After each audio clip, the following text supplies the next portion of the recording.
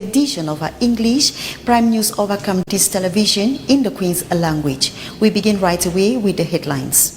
The Minister of Small and Medium-Sized Enterprises, Achille Basilike III, has presided over the opening of a 3-day cooperation and partnership days this July 12 at the Yaoundé Conference Center, highly attended by national and international technical and financial partners to discuss and brainstorm on how to upgrade small and medium-sized enterprises in Cameroon. We'll bring you more updates as we begin the news. The Minister of Sports and Physical Education, Narcisse Moelle-Kombi, has released a communique prohibiting any gathering and meeting organized by Fcfa as planned for tomorrow, July 13th. Some 62 persons have been arrested in South Africa following a pro-Zuma protest. The protesters are condemning the jailing of former South African President Jacob Zuma. More on this in some seconds and minutes to come.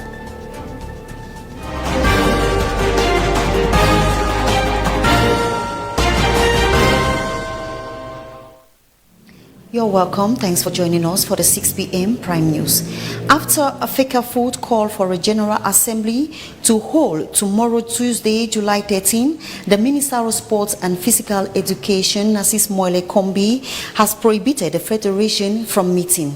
The controversy over major decisions in Fcfa is not the first time. Our reporter Stephen Elangwe tells us more in the following report.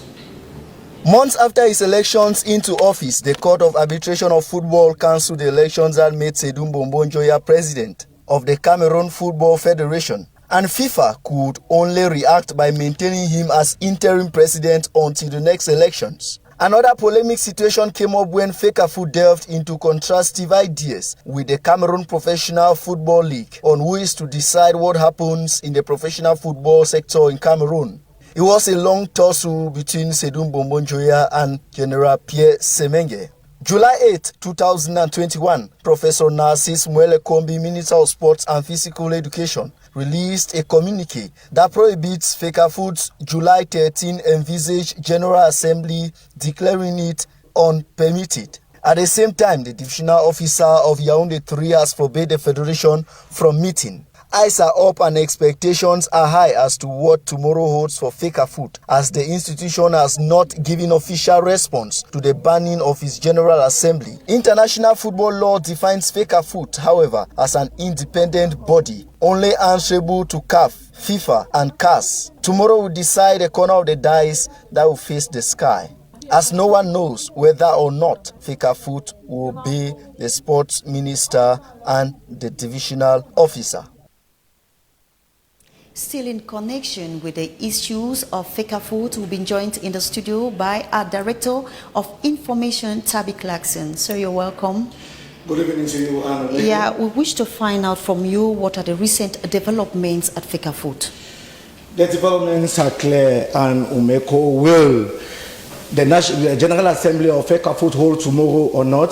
The answer is yes. Yes, because finally the senior divisional officer for Yaoundé 2 has signed a release saying that the General Assembly will hold tomorrow. But it's important to say it. Why? Because early in the day, he signed a text saying no. But later on, he actually signed another text saying yes. Why? Simply because there is a release signed by, a joint release of course, signed by the Secretary General of the Confederations of African Football and equally the Secretary General of FIFA. They have signed that the General Assembly that is to take place tomorrow is very illegal and that Cameroonian authorities should simply accompany Fcfa in the holding of this General Assembly. So tomorrow, and there will be a General Assembly at the Montfebe Hotel. Okay, Fcfa is an independent body, is that? Yes, of course. Fcfa is an independent body. That is why at times when government wants to intervene in matters, in football matters, there's always that fear that maybe there will be sanctions, or sanctions will come either from CAF, either from FIFA. It's an independent body. It's true that FIFA does not deal with governments. FIFA deals with associations, with federations, and Fcfa is one. Fcfa is representing Cameroon in that association of FIFA. Thank you very much, Tabi Clarkson. Hoping that tomorrow everything is going to be put in place and understandings are going to go on very smoothly. We now take you up to something else. On Saturday night, Rio de Janeiro hosts team Brazil, losing to Argentina by 1-0, making Messi and his home country proud to have won the competition after a long wait. In Wembley, July 11, England clashed with Italy at the finalists of the Euro 2020. The defeat of Italy carrying the day Osaka stats loss due to penalties that were lost by some of these talented footballers. Stephen Elangwe has details in the following report.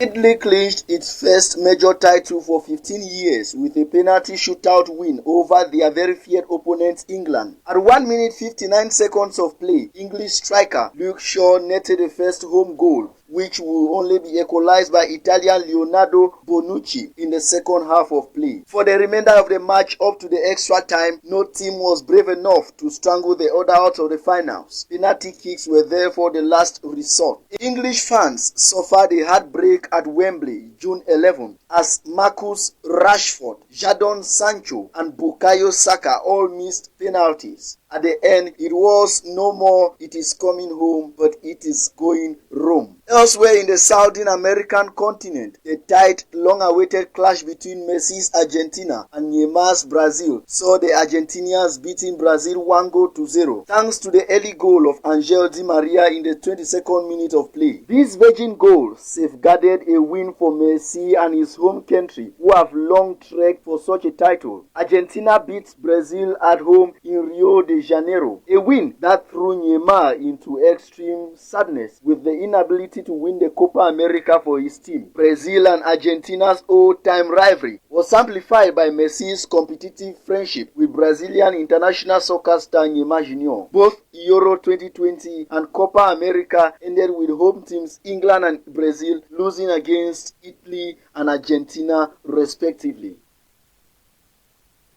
We move over to the northwest region of Cameroon, where Young Sport Academy has beaten Cotton Sport of Garoua in one of the 10 matches of the Cameroon Professional League Championship. The match took place at the Young Sport Academy in Bamenda, which saw the defeat of the Cotton Sport for the first time after meeting with them for 15 times. Our northwest regional correspondent, Neba Jerome, gives us highlights of the sport match. Entering into the game after a defeat from Tonekara Club in match day 9, fans of the club were disturbed with the poor performance of the team this season, having won just 2 matches out of 9 played. At exactly 2:30 p.m. Saturday, July 10, central referee Ehanga Claude sounded his whistle for kickoff. Yosa's first 10 minutes of play gave the team the opportunity to open score, but the chances were not concretized as both teams would then play till the end of the first 45 minutes. With no goal on either side. At the 68 minutes of play, when play resumed for the second half, Ngong Nevi through the penalty spot gave Yosa the lead.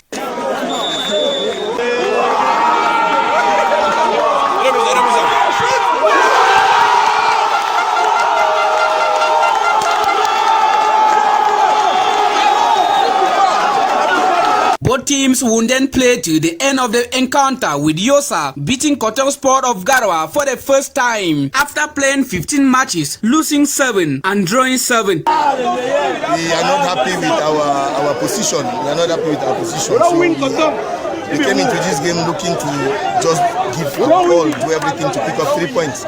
We knew we were playing against the first in our pool. It was going to be a difficult game. They are coming from a defeat and they will not want to change up with another defeat. So we knew it would be a difficult game, but we also knew we just need to give our all, play like we know how to play, fight on every ball, give everything we have. And I think I'm happy that the boys, the effort they put in today, it paid off. They have usually put in effort, it's not usually paid off. Today I'm happy for them, and I think they merited a victory. I want to tell them congratulations. On his part, the head coach of Cotton Sport of Garoua turned down our interview. Yosa will this Wednesday welcome Canon of Yaoundé in match day 11 of the Cameroon Professional Football League Championship. The presidential couple, His Excellency President Paul Biya and wife Chantal Biya, have traveled to Europe for a private visit. For over 20 months, the president has not stepped out of the country. Our reporter, Tabby Clarkson, was at the Simalen airport during the departure and brought back this report.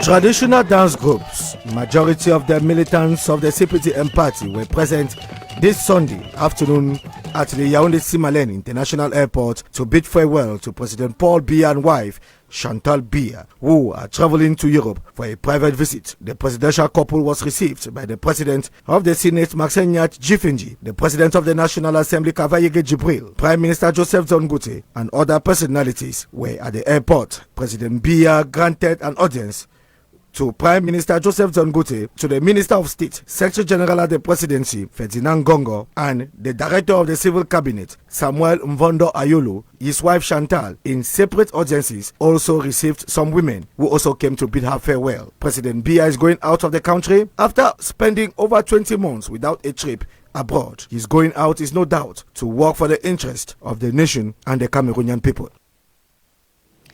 Tamfo Simafai, the Northwest Regional Public Independent Councilor, has promised to work hand in hand with the population of the Northwest region to make sure that peace and development is part of his goal. He was speaking after taking an oath of office. Our Northwest Regional Correspondent, Neba Jerome, was present during the ceremony and told us more in the following report.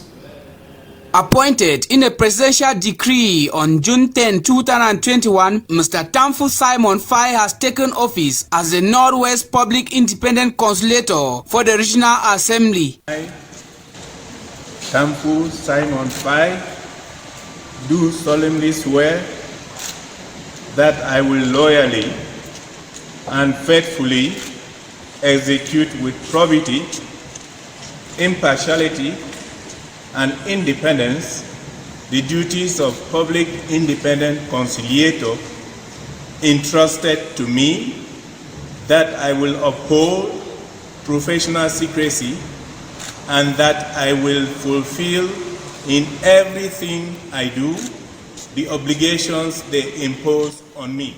In the presence of Northwest Governor and traditional authorities of the region, Justice Sokem Gala is optimistic of the task that lies in front of him. The law itself has foreseen conflicts. That is why you have been appointed. Judging from your CV, you already have all that it takes to embark on this job. So, God bless you. Mr. Tamfo Simon Fai says his policy will be that of peace and development. I've come to learn from the people also. So together, I think we can make it happen. First, before we resolve any conflict, which is the main thing to do, we need peace. And I want to call on my citizens, my people in the Northwest, to adopt peace so that we can work together and resolve our problems. I work independently in the sense that I have no instructions to take from anybody. I don't give instructions to people. I don't take instructions from people. I think but I take advice and listen, and then we can solve these problems amicably, because the court systems are very expensive and our people are very poor. So we want to solve our problems amicably. The native of Mtaku village in Donga Mantum division of the Northwest region is a holder of a master's degree in science petroleum geology from the University of Ibadan, Nigeria. On Sunday, July 11, the paramount ruler of Bombo, Senator Mbombo Njoya, who is also the paramount ruler of the Bamun people, paid a visit to Tonga in the Day division of the West region, highly applauded by the population of that part of the region. Stephen Elangwe tells us more in the following report. The word history cannot tell it all because emblematic also exists. This is a description one can give to the visit of the paramount ruler of Bamun, Mbombo Njoya, to the Tonga town in the Ndé division of the West region. Sunday, July 11 was a blissful one for the dwellers of the town of Tonga, who welcomed His Royal Majesty Sinoton Bombonjoya with all joy and happiness. The bone of contention being the installation of the chief of the Bamun community of Nende and Tonga in particular.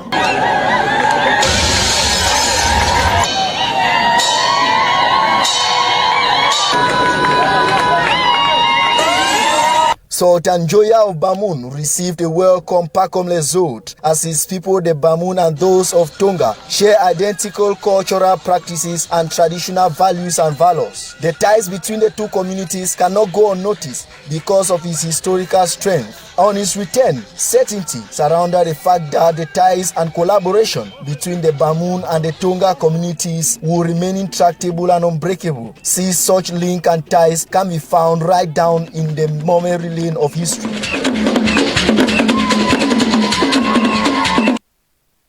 Cooperation and Partnership Day starts this July 12 at the Yaoundé Conference Center, chaired by the Minister of Small and Medium-Sized Enterprises, Achille Basilike III, and highly attended by national and international technical and financial